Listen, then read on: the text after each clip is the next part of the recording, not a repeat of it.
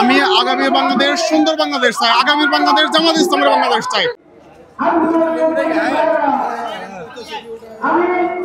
এই সাজ নেওয়ার পিছনে কারণ কি?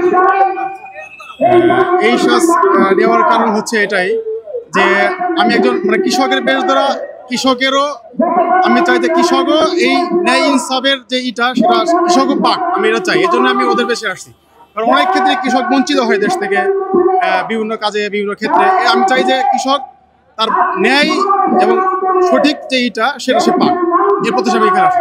আপনি কি মনে করেন যে দাঁড়িপাল্লা জয়ী হলে কৃষকের এই যে ন্যায্য অধিকার, এই ন্যায্য অধিকারটা প্রতিষ্ঠিত হবে? জি, আবার শুনতে যাচ্ছি। আপনি কি মনে করেন যে দাঁড়িপাল্লা যদি জয়ী হয় তাহলে যে কৃষকের যে ন্যায় ইনসাফ এটা কি প্রতিষ্ঠিত হবে? হ্যাঁ, অবশ্যই অবশ্যই। দাঁড়িপাল্লা যদি জয়ী হয়, ইনশাআল্লাহ তাদের যে দাবি আছে, তাদের যে অধিকার আছে, তারা অবশ্যই আল্লাহর রহমতে পরিপূর্ণভাবে তারা পাবে ইনশাআল্লাহ, যদি দাঁড়িপাল্লা যুক্ত হয়। জি। প্যাডের মধ্যে আমি বিভিন্ন জেলা থেকে যারা আসছেন তাদের নাম্বার কালেক্ট করতেছি, প্লাস তাদের নাম কালেক্ট করতেছি, তাদের সাথে আসলে একটা কম্বিনেশন করার জন্য, সম্পর্ক তৈরি করার জন্য। আগামী বাংলাদেশ কেমন চাচ্ছেন?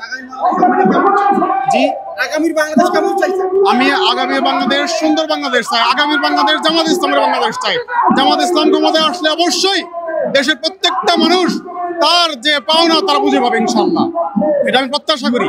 আর আজকে আমাদের আমাদের যে 5 দফা দাবি আছে, এই দাবি পূরণ হলে বাংলার প্রতিটি মানুষ সুখে এবং শান্তিতে বসবাস করবে ইনশাআল্লাহ, এটা প্রত্যাশা করি। জি, আমার নাম মোহাম্মদ রকিবুল হাসান, আমি টাঙ্গাইল মির্জাপুর থেকে আসছি।